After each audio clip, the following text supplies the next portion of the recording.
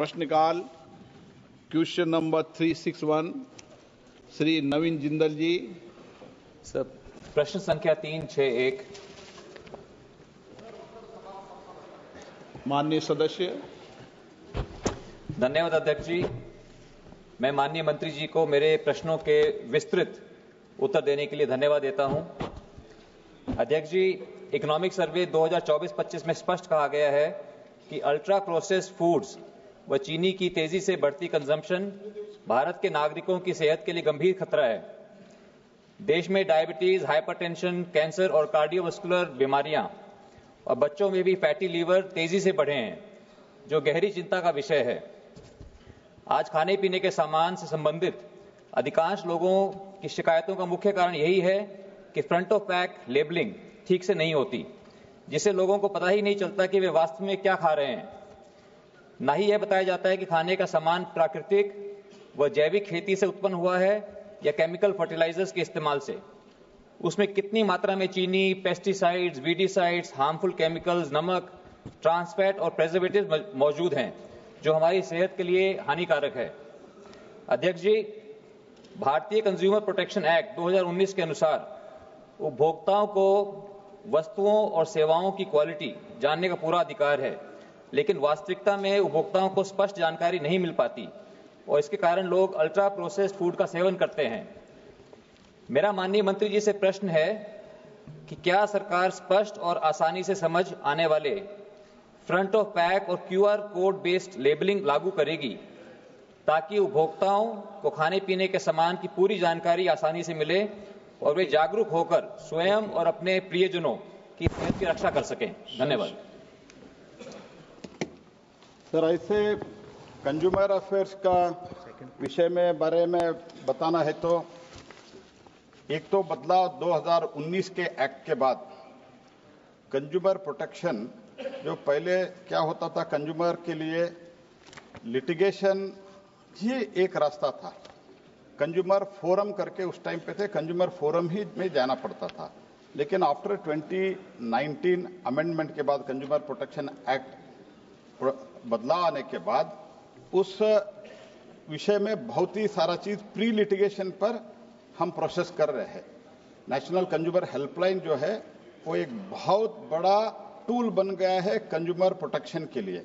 वो आसानी से कंप्लेंट तो दे सकते हैं, लेकिन as far as labelling is concern, ये तो जो प्रश्न पूछा गया है अंडर कंज्यूमर अफेयर्स, ये जो प्रश्न पूछा गया है फूड के बारे में, this comes under FSSAI, but तो प्रश्न हमने स्वीकारा है, मैं उत्तर देता हूं।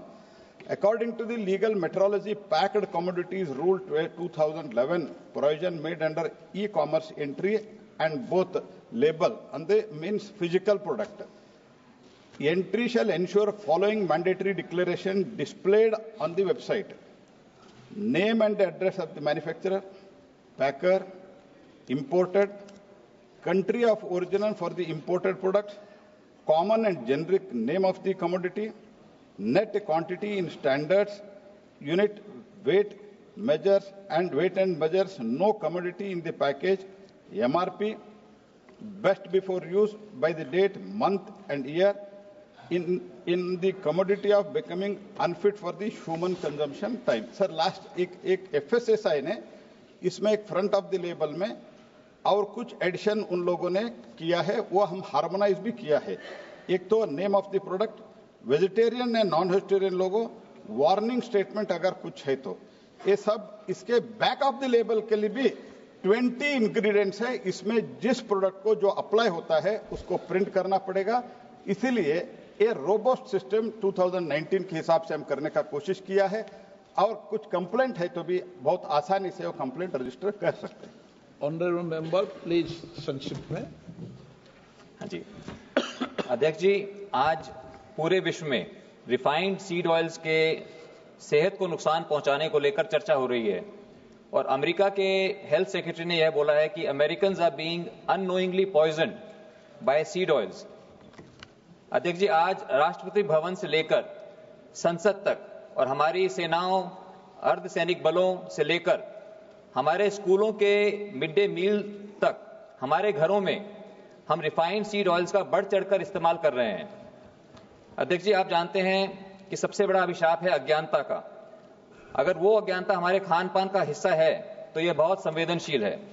इसलिए मेरा मंत्री जी से यह प्रश्न है कि इस प्रकार के रिफाइंड सीड ऑयल्स के बढ़ते इस्तेमाल और उससे होने वाले नुकसान पर क्या सरकार एक एक्सपर्ट्स की कमेटी का गठन करके इस मुद्दे पर व्हाइट पेपर लाएगी, जिससे उपभोक्ताओं को रिफाइंड सीड ऑयल से होने वाले नुकसान की वास्तविकता पता चले, क्योंकि यह हमारे देश के नागरिकों के कंज्यूमर राइट्स व सेहत से जुड़ा हुआ बहुत अहम मुद्दा है। धन्यवाद सर। जब प्रश्न लंबा होता है, लंबा उत्तर भी होता है, फिर भी आपका आदेश में ही पालन करता हूं सर। 20 क्वेश्चन लगते हैं, 3-4 क्वेश्चन पर अटक जाता है, इसलिए थोड़ा बहुत। सर, मैं आपका आदेश पालन करता हूं। सर, मैं आदेश पालन करता हूं। सर, मैं इतना ही कहना चाहता हूं, कंज्यूमर अफेयर्स के अलावा food safety and standard authority of India has specified the standard for the refined vegetable under the food safety and the standards food products and standard food additive regulation 2011। उसके अनुसार no other chemical agent shall be used, name of the vegetable oil from which refined oil has been manufactured shall be clearly specified on the label of the container. Food business operators manufacturing the same shall comply with the same. Expert committee एक regulation 2020 में उन्होंने लागू किया है। उसके अनुसार trans fat जो है, trans fat which is harmful to the human being, वो 2% से ज्यादा नहीं रहना चाहिए। इसका भी उल्लेख रेगुलेशन में है और वो रेगुलेशन हम स्ट्रिक्टली इंप्लीमेंट कर रहे हैं। FSSAI और हमारे जो BIS है ये चेक करते रहते हैं रेगुलरली। 242 लैब्स है, मोबाइल वैन लैब है, ये सब देखते हुए हम पूरा चेकिंग, मार्केट से स्पेसिफिक प्रोडक्ट हम उठा के चेक करके कंज्यूमर को प्रोटेक्शन को और कंज्यूमर हित का हम अपनाने के लिए पूरा कोशिश इस 2019 के एक्ट के बाद और ये 2022 के रेगुलेशन के बाद FSSAI और कंज्यूमर अफेयर्स दोनों मंत्रालय मिलकर कर रहे हैं। श्री रविंदर वायकर। अध्यक्ष महोदय, मेरा पूरक प्रश्न इस बात से जुड़ा है कि महाराष्ट्र सहित कई राज्यों में पनीर और खोआ में मिलावट मामले लगातार बढ़ रहे। रोज खबरों में ऐसे प्रकरण सामने आते हैं, परंतु परीक्षण केंद्रों यानी टेस्टिंग फैसिलिटी की कमी की वजह से इन पर प्रभावी अंकुश नहीं लगा पा रहे। आम जनता मिलावट उत्पादन खाने को मजबूर है। मेरा प्रश्न यह है, क्या सरकार इस गंभीर स्थिति को देखते हुए बेहतर परीक्षण सुविधाएं यानी एडवांस टेस्टिंग लैब के विस्तार का या नवीन प्रयोगशाला का स्थापना करने पर विचार कर रही है? साथ ही क्या कोई ठोस निगरानी तंत्र तो राज्य करेगी ना भाई, सभी राज्यों में है, मगर वैसा निर्णय लेना ही चाहिए। यानी टेस्टिंग लैब वगैरह कम होती है तो जिससे पनीर और खोआ जैसी खाद्य सामग्री मिलावट को समय रहते हुए रोका जा सके। सर, टोटल हमारे पास आज के दिन में 242 लैब्स है सर, और FSSAI का जो देश के लेवल पर at the national level committee है, वो स्टेट लेवल पर कमिश्नर है, फूड ऑफिसर है एट द डिस्ट्रिक्ट लेवल, और 242 लैब्स है, 4 रेफरल लैब्स है भारत सरकार की ओर से चलाते हैं, और वैन्स है। तो इसीलिए कहीं भी कंप्लेंट आता है तो तुरंत कंज्यूमर हेल्पलाइन या FSSAI के पोर्टल है FSSAI, और हम दोनों व्हाट्सएप पे हम कंप्लेंट लेते हैं। बहुत ही सुविधा है सर, पूरा सोशल मीडिया इसके लिए हम उपयोग कर रहे हैं। उसके अनुसार वो अगर कंप्लेंट देते हैं तो हम जरूर तुरंत इसमें इंक्वायरी करेंगे, लैब में इसको टेस्ट करवाएंगे, और अगर फिट फॉर ह्यूमन कंजम्पशन है तो हम जरूर उसके ऊपर क्रिमिनल कार्रवाई भी कर रहे हैं, because it is the question of the health of the people. And also I would like to tell, मैं इतना ही कहना चाहता हूं, इसी कारण माननीय प्रधानमंत्री जी एक क्लैरियन कॉल दिया है 10 to reduce the 10% of the oil also. Overall health के बारे में, फिट इंडिया के बारे में, जो consumer health, consumer affairs department कम करो सर, ऑयल का यूज कम करो, ये तो कर रहे हैं सर। इसके साथ ही साथ ये जो इसमें इंग्रेडिएंट रहना चाहिए, ये सब के बारे में हम बहुत ही ध्यान रख रहे हैं, और इसीलिए FSSAI और कंज्यूमर अफेयर्स दोनों मिलकर हेल्पलाइन से लेके बहुत ही काम किया है। डिटेल में बताने के लिए मेरे पास पूरी डिटेल है, लेकिन मैं आज इतना ही बोलता हूं। लैबोरेटरी एस्टैब्लिश बहुत ज्यादा किया है, रेफरल लैब्स है, और उसके साथ स्टेट लेवल पे भी एक रेफरल लैब हमने रखा है, और वैन में भी हम चेकिंग करते जाते हैं। Question number 362 Shri Dnyaneshwar Patil.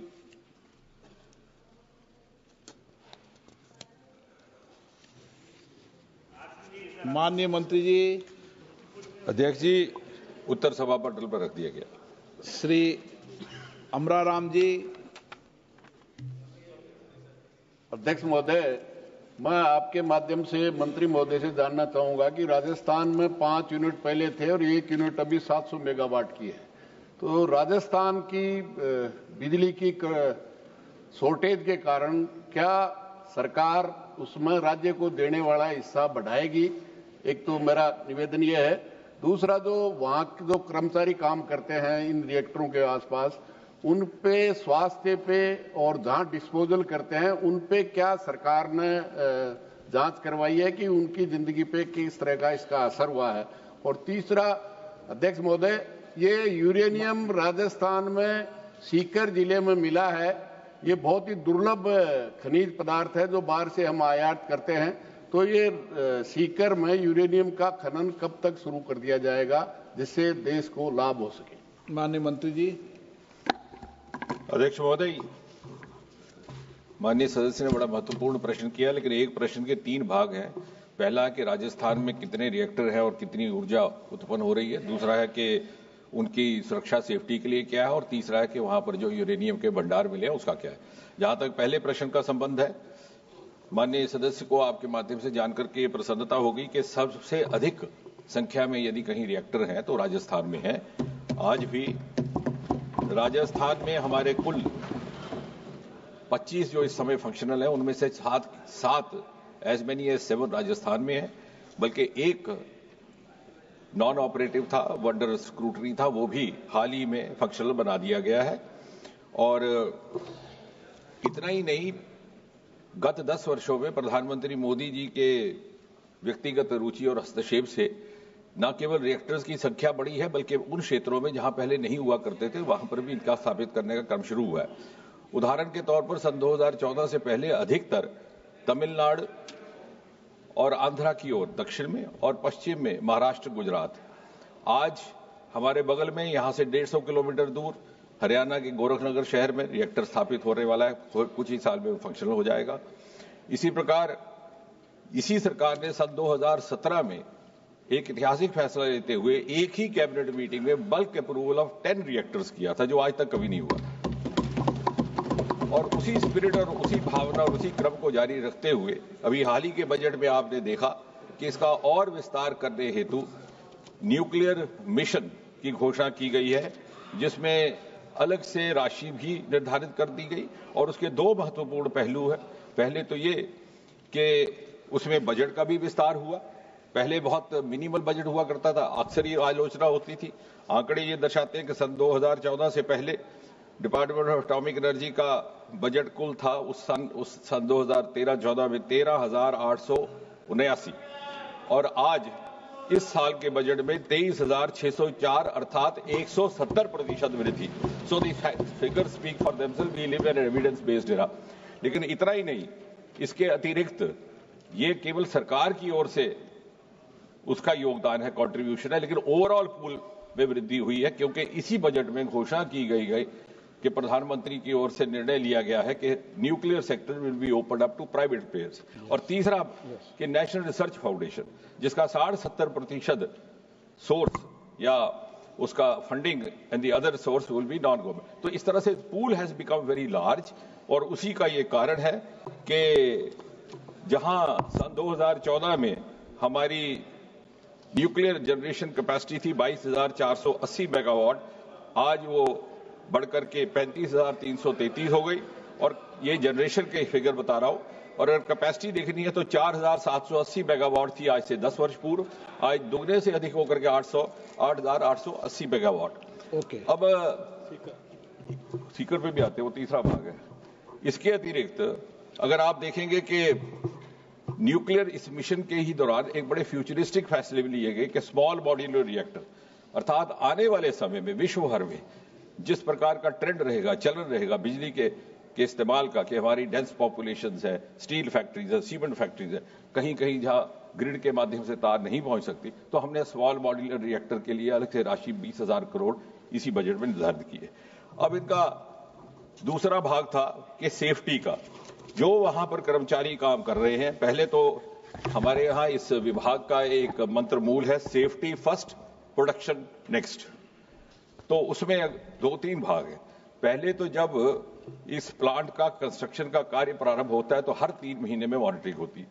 जब वो निर्माण कार्य संपन्न हो जाता है तो हर 6 महीने के बाद ड्यूरिंग ऑपरेशन, और फिर हर 5 साल के बाद लाइसेंस रिन्यूअल, और साथ ही साथ इसकी जो हमारी वर्ल्ड ऑर्गेनाइजेशन है उसके द्वारा भी स्क्रूटनी की जाती है। यदि आप बात करें वहां रहने वाले लोगों की, जैसे इन्होंने कहा, तो अभी हाल ही में हमने कुछ एक स्टडीज भी की हैं जो ये दर्शा रही है कि जो आम डिफेक्ट होते हैं रेडिएशन के, उदाहरण के तौर पर birth effect in pregnant ladies और कैंसर और मैलिग्नेंस टेंडेंसीज इन दी जनरल पॉपुलेशन, उसकी कुल मात्रा प्रेवलेंस जनरल नेशनल एवरेज से कम पाई गई। और ये 3 साल की स्टडी टाटा के मेमोरियल के सौजन्य से की गई है। इसके अतिरिक्त वहां पर जो प्लांट के बाहर मॉनिटर्स लगाए गए हैं, प्लांट के भीतर अलग मॉनिटर्स हैं, और जो कर्मी हैं उनकी जेब में भी एक डिवाइस रखा जाता है जो मॉनिटरिंग करता है। और अगर आप देखें कि उस समय और अब का तुलना, तो वो भी मैं आपको आंकड़े बता दूं, 1001 माइक्रो सीवर होता है जो मेजरमेंट करता है रेडिएशन की, वो उसका मिनिमम थ्रेशोल्ड है 1000 माइक्रो सीवर्स। और यदि आप उसके आंकड़े देखें तो हमारे किसी भी प्लांट में 30-40 माइक्रो सीवर से अधिक नहीं रहता। और वो भी आंकड़े अगर आप तुलनात्मक ढंग से देखें तो सन 2014 से लेकर के अभी तक प्रति वर्ष progressively there is a decline in the amount of generation of radiation, which is otherwise also very minimal. अब तीसरी बात आई कि एक्सप्लोरेशन यूरेनियम की, आपने सदस्य की सूचना बिल्कुल दुरुस्त है, उसमें हम इसका फॉलोअप कर रहे हैं। एनवायरनमेंट क्लियरेंस के लिए अभी वो थोड़ा सा काम रुका हुआ है, प्रदेश सरकार के साथ हम संपर्क बनाए हुए हैं। आपका कहना ठीक है कि जैसे ही वो क्लियरेंस और बाकी औपचारिकताएं पूरी हो जाएंगी तो निश्चय ही एक बहुत बड़ा भंडार हमें राजस्थान से मिलेगा। राजस्थान पहले ही एटॉमिक एनर्जी में, जनरेशन में, कैपेसिटी में बहुत अधिक मात्रा में योगदान कर रहा है। श्री टी.आर. बालू जी। Sir, the world has witnessed 3 major nuclear disasters. TR. बालू जी।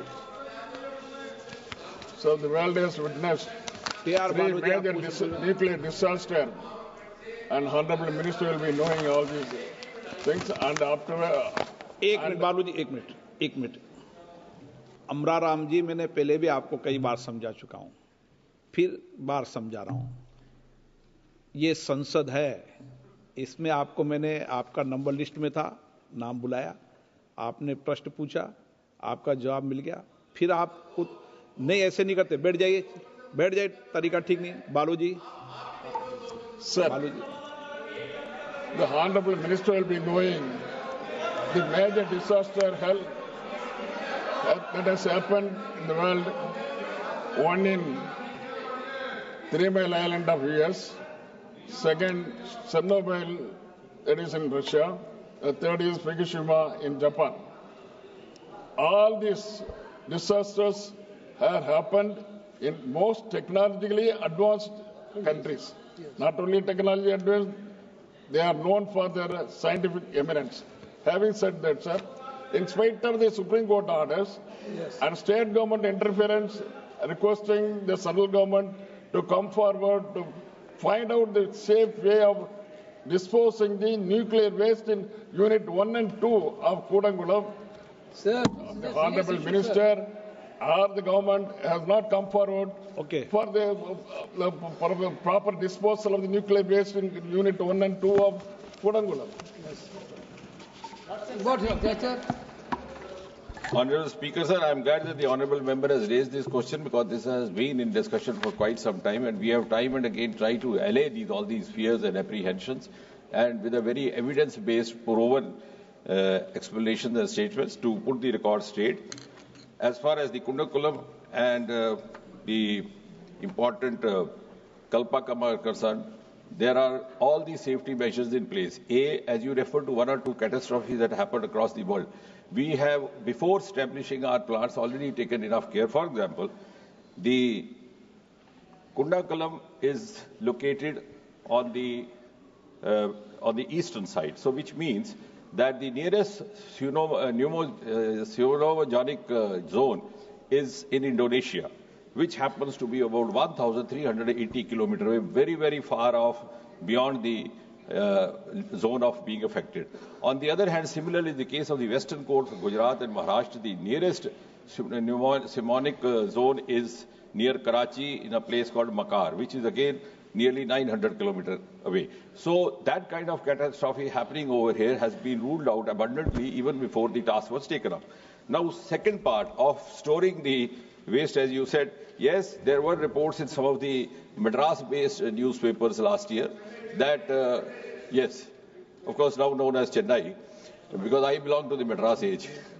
So some of the newspapers had also put out this, that the waste material was being stored there. One of them even went to the extent of saying that the waste from the other plants was also going to be stored there. It's not so. We have a definite SOP in place.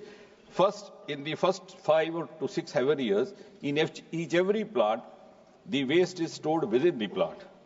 Then after about 7 years, it is stayed away from the plant. That is called AFR, away from reactor, which means about, say, 15 meters deep besides the plant, but not as a part of the plant. It is allowed to be kept there for as many as 40 years or so, and then it is taken away, it is retrieved, and it is reused. And the same process is being followed in case of each reactor across the country. It is not that Kundakalam or Kalpakam are made to also store the waste from the other reactors or being so. So I think we are sufficiently safe. And as I was mentioning about the safety part, I just in the response to the last question, I said that we have a measure called microsievert. The threshold is 1,000. If you ask me precisely about the Tamil Nadu plant, sir, it gives me pleasure to mention over here, in Kundakalam, the emanation of the radiation in 2014 was 0.081 microsievert. It has got reduced further over the last 10 years under the Modi regime, incidentally, to 0.002%. Yeah. No, these are the figures. Now you take Kalpakam. Kalpakam, 2014. The emanation of radiation was, no, I'm not, these are the scientific data, 23.140 microsievert. It has got reduced to almost half, which is 15.96 microsievert. So on the one hand, it is far less than the threshold damage level. On the other hand, under the present government, every year there is a progressive decline, more so in case of the Tamil Nadu plants. Pankaj Singh ji short कुछ short में संक्षिप्त मेरा छोटा एक प्रश्न था।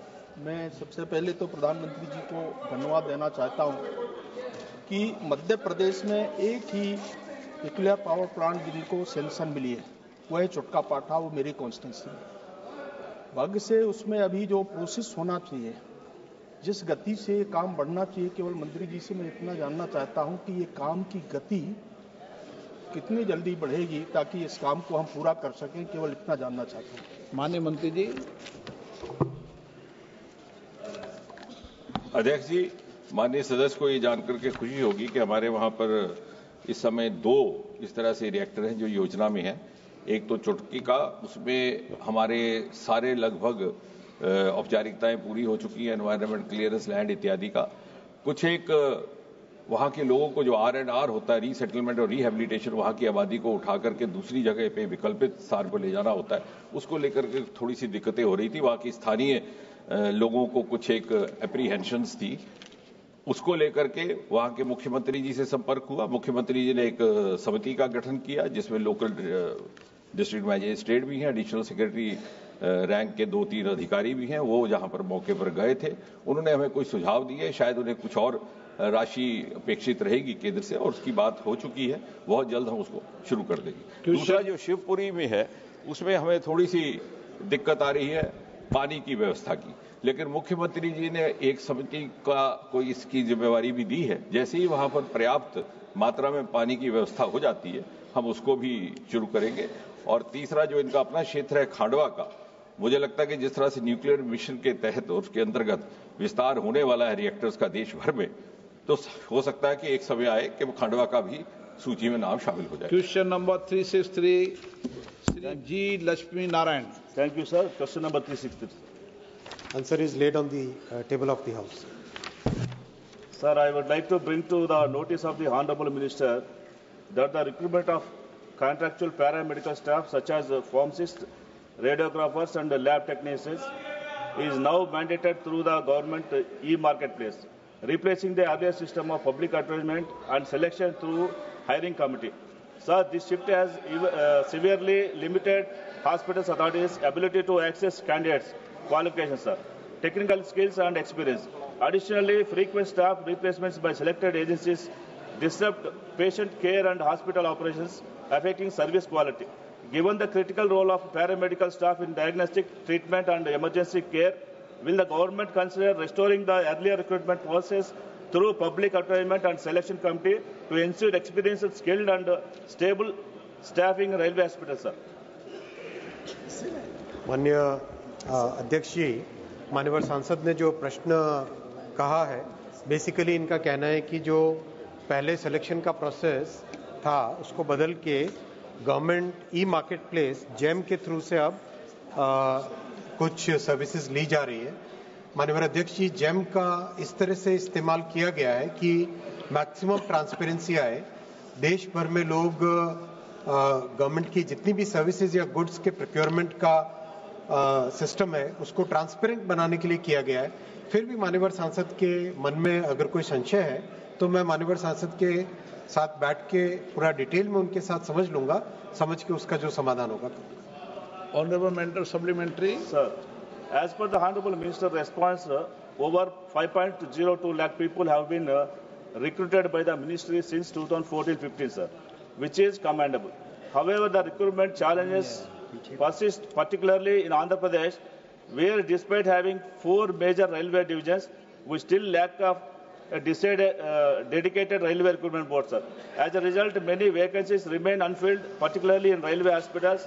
Therefore, I would like to ask the Honorable Minister, will the government facilitate the establishment of railway recruitment board for Andhra Pradesh? माननीय अध्यक्ष जी, आंध्र प्रदेश में रेलवे की वैकेंसीज बहुत लिमिटेड है। टोटल 283 जो सैंक्शन स्ट्रेंथ है उसमें ऑलरेडी 263 ऑन रोल।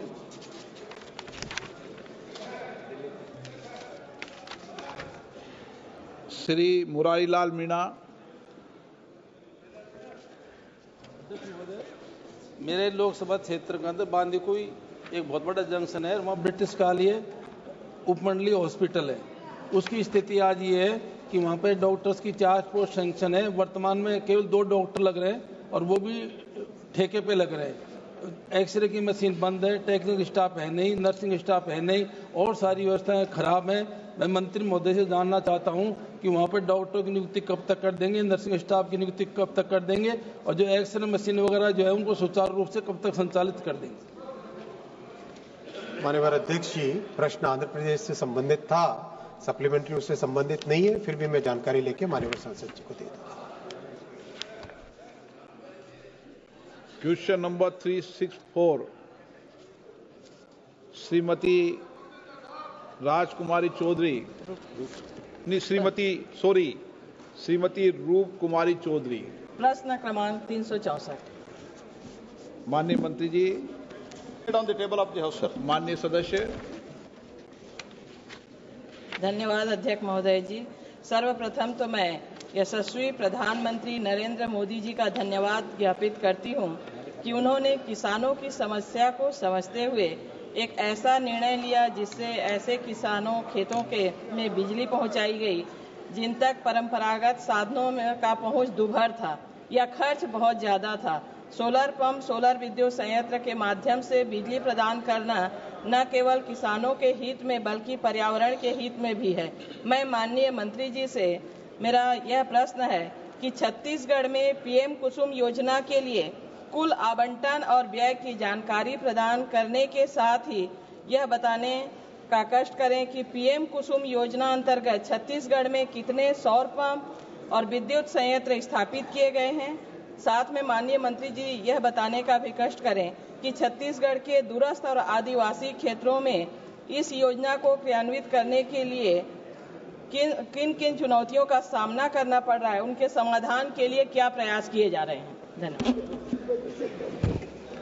सर, जहां तक सवाल है पीएम कुसुम का, पीएम कुसुम में तीन कंपोनेंट है। एक कंपोनेंट ये है, इसमें तो procurement based incentive PBI provide करते हैं।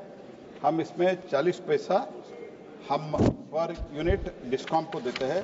कंपोनेंट बी में स्टैंड अलोन हम पंप लगाने के लिए 30% हम सब्सिडी देते हैं।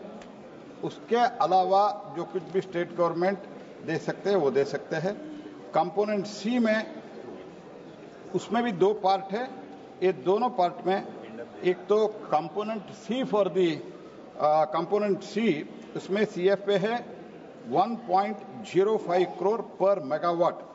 तो वो किसान के जो खेत है, खेत में अगर किसान अपने जगह देने के लिए तैयार है वो कर सकते हैं।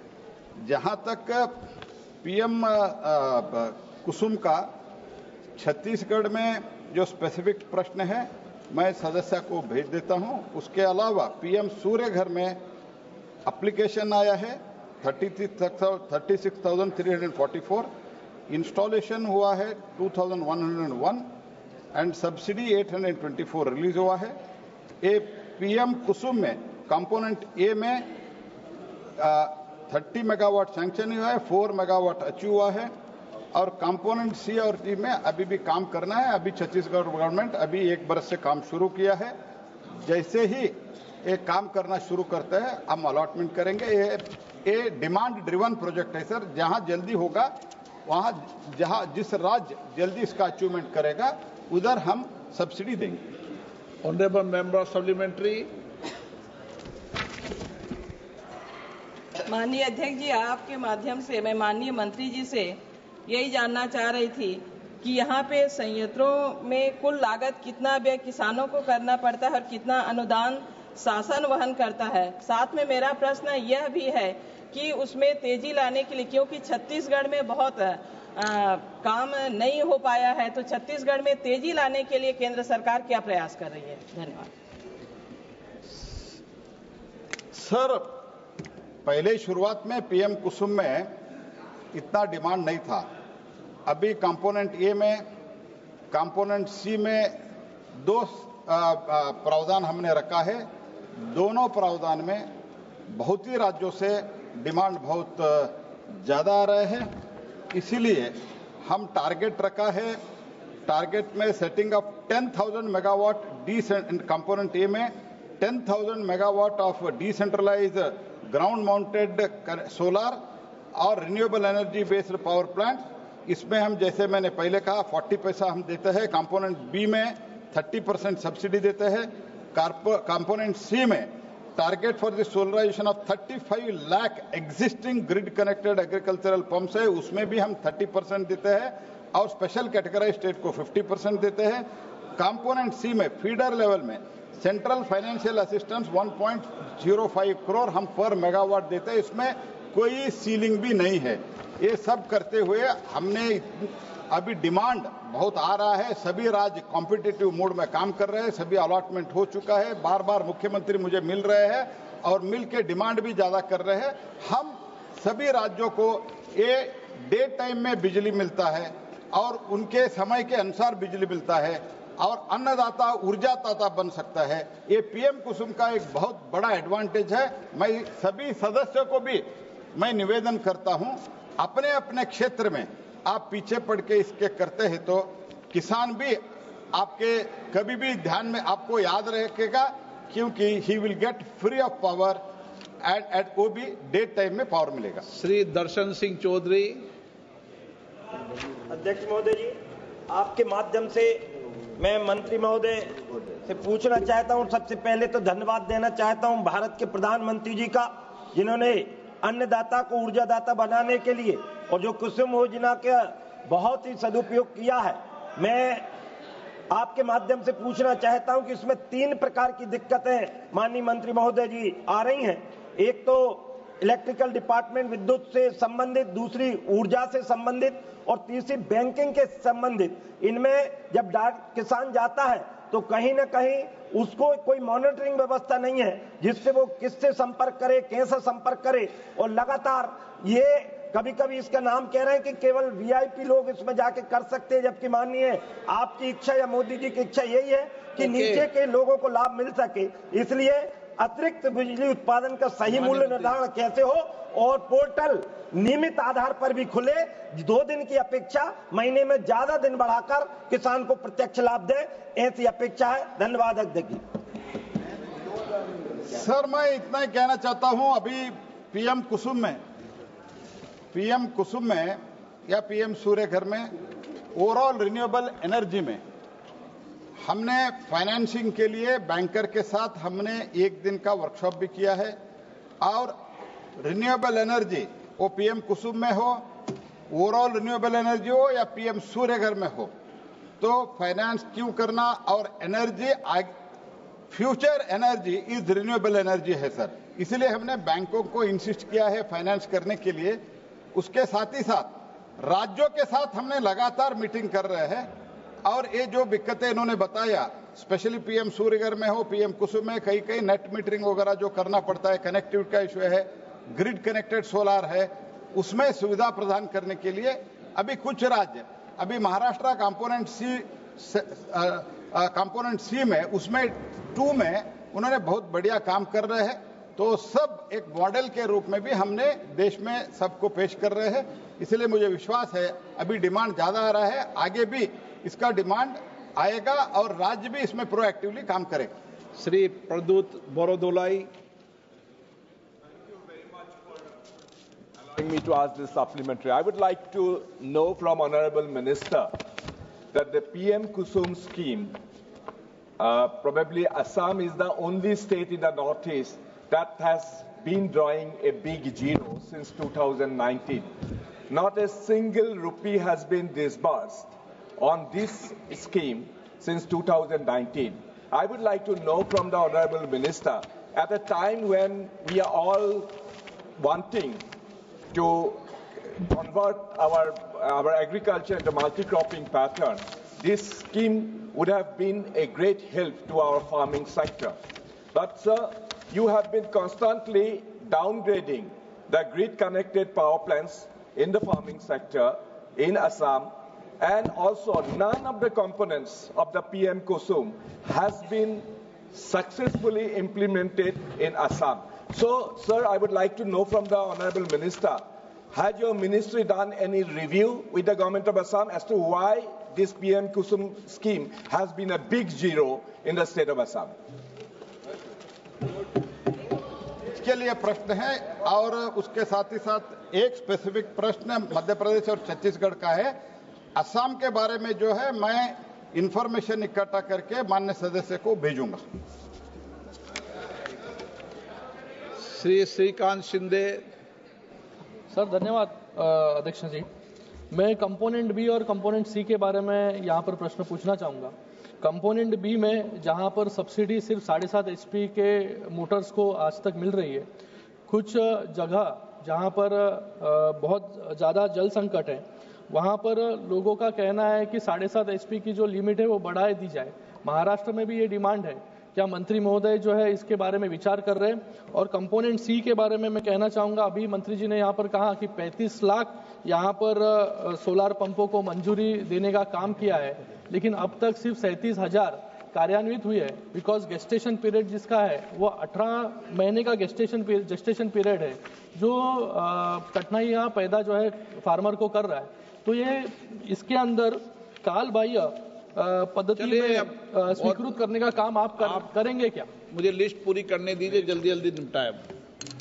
सर जहां तक कंपोनेंट जो 7.5 HP का पंप के बारे में बताया, उसमें CF है 7.5 HP पंप का। अगर किसान ज्यादा कैपेसिटी का पंप अगर वो करना चाहते हैं तो वो कर सकते हैं। हम जो सब्सिडी देते हैं, सेंट्रल फाइनेंशियल असिस्टेंस देते हैं, वो आज के दिन में 7.5 HP के लिए देते हैं सर। और pump of the capacity more than 7.5 HP are allowed, but CFA will be limited to the 7.5 HP, sir. Okay, question number 365 Shri Charanjit Singh Channi. माननीय मंत्री जी, On the table of the House, sir. Question number 336 doctor Amar Singh. Question number 366. Document is laid on the table of the House. Amar Singh ji. माननीय अध्यक्ष महोदय, online gaming Bharat जो इस वक्त हिंदुस्तान है वो सेकंड।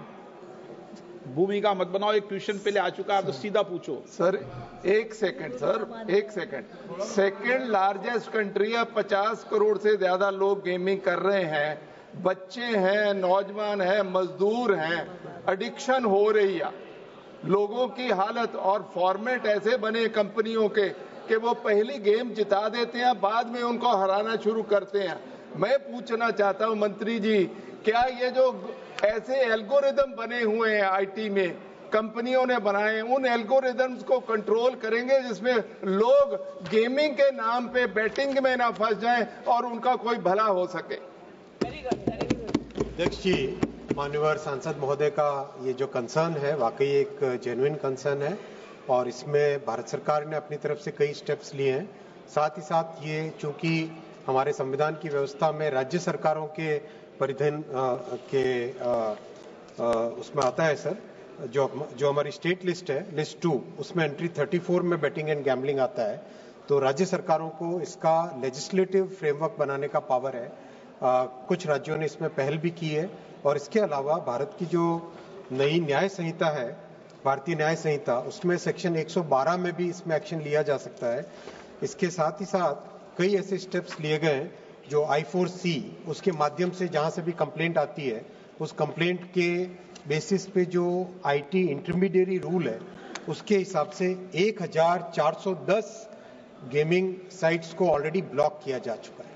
माननीय सदस्य, ऑनरेबल मेंबर। सर मेरा निवेदन ये है कि कितने बच्चे खेल रहे हैं गेम्स, कितने नौजवान गेम खेल रहे हैं, कितने मजदूर खेल रहे हैं, वो जानकारी बता दें। माननीय सदस्य, गिनती हो सकती है क्या? चलिए मंत्री जी बताएं। आपने जवाब दे दिया सर। डॉक्टर नामदेव किसान, आप तो सीनियर अधिकारी रहे हो। नामदेव किसान। धन्यवाद महोदय। बच्चों में ऑनलाइन गेमिंग की लत लग जाती है सर। लत लगने से वो पढ़ाई पर ध्यान देते नहीं और खाने के ऊपर भी उनका ध्यान होता नहीं है, वो ऑनलाइन गेमिंग में व्यस्त रहते हैं। तो सरकार ये बच्चों में जो ऑनलाइन गेमिंग की लत लगती है, इसको रोकने के लिए कोई उपाय करेगी? और ऑनलाइन गेमिंग के वजह से फाइनेंशियल लॉसेस होते हैं और उससे आत्महत्याएं होती है, इसकी जानकारी सरकार को है क्या? माननीय अध्यक्ष जी, जैसा स्पष्ट तौर पे कहा, ये संविधान की व्यवस्था के अनुसार इसमें लीगल प्रोविजन बनाने का कानून बनाने का प्रावधान स्टेट्स के पास है। केंद्र की तरफ से मिनिस्ट्री ऑफ एजुकेशन ने एक बहुत क्लियर एडवाइजरी इशू की है। Ministry of information and broadcasting ने एडवर्टीजमेंट के ऊपर एडवाइजरी इशू की है। साथ ही साथ I4C की रिपोर्टिंग के आधार पे 1410 साइट्स को ब्लॉक किया गया है और इसके अलावा भी जब भी कोई कंप्लेंट आए तो भारतीय न्याय संहिता के सेक्शन 112 में इसके अगेंस्ट एक्शन लिया जा सकता है। Okay, sir, after a very long time, you're giving an opportunity.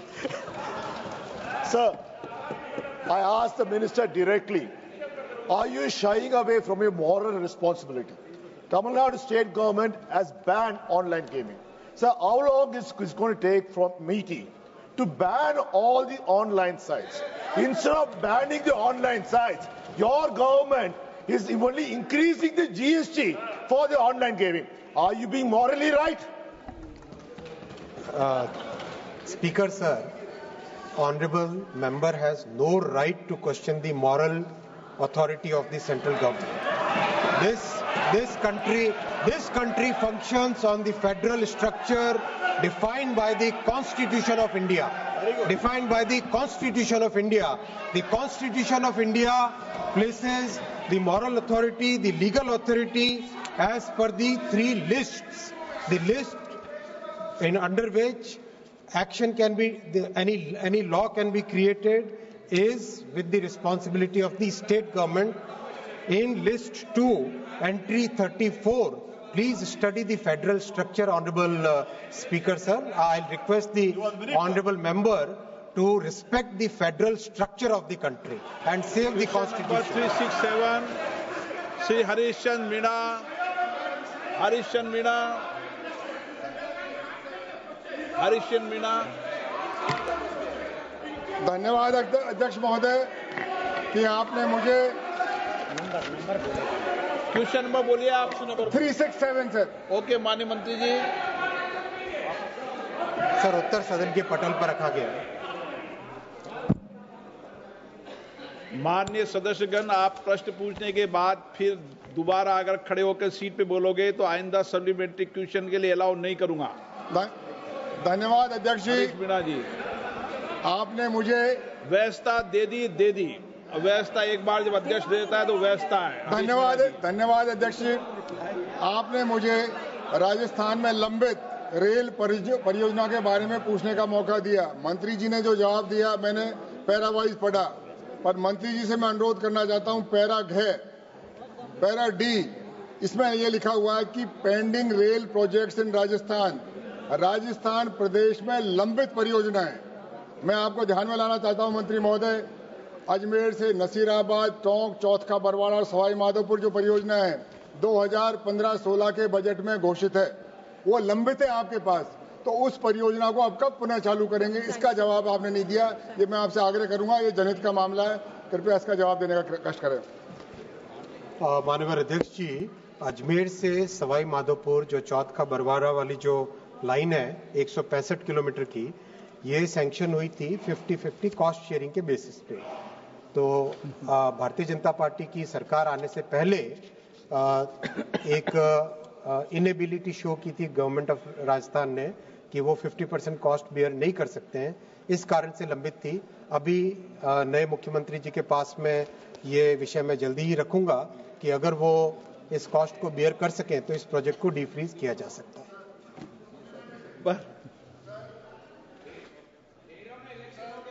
Supplementary sir supplement. हाँ, आपको बुला रहा हूँ मीणा जी। सर, मंत्री जी ने जो जवाब दिया कि राज्य सरकार से अनुरोध करेंगे, चर्चा करेंगे, अब मैं अनुरोध ये करना चाहता हूँ, अब तो केंद्र में राजस्थान में डबल इंजन की सरकार है, सीटें भी आपके हाथ में है, झंडी भी आपके हाथ में है, कृपया इसकी जल्दी घोषणा करें ताकि हमारी जनता को इसका लाभ मिले। मंत्री महोदय। माननीय अध्यक्ष जी, डबल इंजन की सरकार का लाभ भी बहुत हुआ है पूरे राजस्थान में, जहां पर आज से 10 साल पहले मात्र 682 करोड़ का बजट एलोकेशन होता था, आज 9,960 करोड़ रुपए का बजट एलोकेशन है। माननीय अध्यक्ष जी, काम की गति भी बहुत अच्छी बढ़ी है। जिस तरह से पहले 2009 से 2014 में अगर देखें, एवरेज 160 किलोमीटर साल के नए ट्रैक बनते थे। 2014 से 24 में प्रधानमंत्री श्री नरेंद्र मोदी जी के पीरियड में 374 किलोमीटर यानी 2 गुने से ज्यादा किलोमीटर हर साल बन रहे हैं, और यही इसी तरह की स्पीड से आगे भी काम होता रहेगा। श्री भजनलाल जाटव। मैं आपके माध्यम से मंत्री महोदय से पूछना चाहूंगा कि बहुत ही महत्वपूर्ण पूरी योजना धौलपुर से सरमथरा जो इसका कार्य अंडर प्रोसेस है, मैं आपसे पूछना चाहता हूं मंत्री महोदय कि यह कार्य कब तक पूर्ण हो जाएगा, और सेकंड फेज का कार्य सरमथरा से लेके वाया करौली गंगापुर तक जो सेकंड फेज का है, इसकी डीपीआर तैयार हुई या नहीं हुई? यदि डीपीआर हो गई तो इसका टेंडर कब लग जाएगा? और करौली एक ऐसा जिला है राजस्थान के अंदर जो रेलवे क्षेत्र से नहीं जुड़ा हुआ है। धन्यवाद अध्यक्ष। माननीय अध्यक्ष जी, इस प्रोजेक्ट की पूरी जानकारी मैं माननीय सांसद जी को दे दूंगा। Question number 368 Sunil Kumar. और क्वेश्चन नंबर 368 माननीय मंत्री जी पटल पर रखा गया। माननीय सदस्य। अध्यक्ष जी, मैं आपके माध्यम से माननीय मंत्री जी के संज्ञान में लाना चाहता हूं कि यदि बगहा आरओबी से एक अलाइनमेंट स्टेशन की तरफ उतारा जाए तो हरना टाउन वाल्मीकि नगर साइड से आने वाले को स्टेशन या सेमरा चिउटाहा जाने के लिए अनावश्यक रूप से पूरा आरओबी पार करके उसके नीचे घूमकर आना नहीं पड़ेगा और बगहा साइड से आने वाली गाड़ियों को भी स्टेशन या सेमरा चिउटाहा जाने के लिए अनावश्यक रूप से बाजार होकर नहीं गुजरना पड़ेगा। इससे समय की बचत भी होगी। इस पर माननीय मंत्री जी का मैं विचार जानना चाहता हूँ। माननीय अध्यक्ष जी, ये सुझाव बहुत अच्छा है। मैं बहुत जल्दी इसके ऊपर पूरा अलाइनमेंट जो आपने कहा, एक वाई शेप का अलाइनमेंट करने का आपने कहा है, मैं जल्दी इसकी पूरी जानकारी लेके माननीय सांसद को दे दूं। क्वेश्चन नंबर 369 श्री भर्तृहरि मेहताब जी। नंबर 369। आदरणीय अध्यक्ष जी, उत्तर सभा पटल पर माननीय सदस्य। The Southeastern Coalfield Limited stretches from Chhattisgarh and Madhya Pradesh, and a list has been also provided what are the CSR activities that is going on. But to my surprise, though health, education, skill development, sports and rural development is mentioned, in different years money has been provided, but not a single rupee has been provided for drinking water. Whether the government is going to instruct the Southeastern Coalfield Limited to have certain projects which will empower the rural folk of the local area of Coalfield. आदरणीय अध्यक्ष जी, जो CSR के द्वारा भारत सरकार का guidelines भी बार बार जो देते रहते हैं, सभी ऑर्गेनाइजेशंस उसका गाइडलाइंस को फॉलो करते हैं और जो एससीसीएल का दृष्टिकोण से एजुकेशन में लगभग 47% हम उनके ऊपर स्पेंड कर रहे हैं और रूरल और विलेजेस के लिए डेवलपमेंट के लिए 36% से ज़्यादा हम उस एरिया में खर्च कर रहे हैं। हेल्थ के संबंधित तो 123% उसके ऊपर खर्च करें। जो हेल्थ सेक्टर हो, एजुकेशन सेक्टर हो, उस सेक्टर में भारत सरकार के द्वारा नियमित रूप से जो जब कोरोना था, कोरोना का संबंधित जितने भी सीएसआर है, कोरोना का दृष्टिकोण से हेल्थ सेक्टर में ज़्यादा खर्च किया है। अभी भारत सरकार का सामने दो एजेंडा सभी सीएसआर दृष्टिकोण से खर्च कर रहे हैं, एक हेल्थ, एक एजुकेशन। इस दृष्टिकोण में ज्यादा खर्च करने का निर्णय है। उसी दृष्टिकोण में हमारा एससीसीएल का भी काम उसी आधार पर चलते हैं, उसमें ही ज्यादा प्रोजेक्ट सैंक्शन करते हैं। ड्रिंकिंग वाटर के बारे में मैंने पूछा था।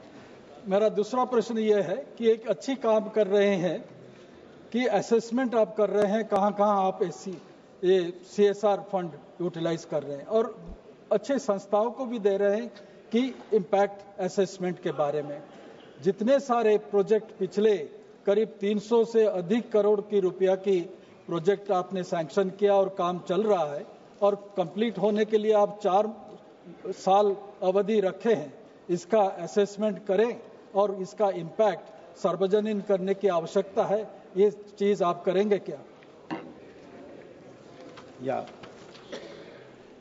आदरणीय अध्यक्ष महोदय जी, जो 1 करोड़ से ज्यादा अगर सीएसआर का प्रोजेक्ट होता है, उसके ऊपर इम्पैक्ट असेसमेंट करते हैं। पूरा प्रोजेक्ट होने के बाद इम्पैक्ट असेसमेंट करते हैं। इसमें कुछ यूनिवर्सिटी से है, आईआईटी से है, ऐसे संस्था पैनल किया है। वो इम्पैक्ट असेसमेंट के बारे में भी टेंडर करके उस संस्था को सेलेक्ट करके उसके आधार पर हम इम्पैक्ट असेसमेंट करते हैं। उस इम्पैक्ट असेसमेंट में अभी एजुकेशन में कितने स्टूडेंट्स को फायदा मिला है, अगर गांव के दृष्टिकोण से गांव में कितने जिलों में गांव के हित के लिए रोड्स के विकास पे, एजुकेशन पे, आंगनवाड़ी टीचर्स पे और शिक्षा क्षेत्र पे क्या क्या इम्पैक्ट हुआ है, लगातार उसका असेसमेंट इम्पैक्ट होते रहता है। ये भारत सरकार के नियमित रूप से ये काम होते रहते हैं। लोकमत के मामले रवि किशन जी।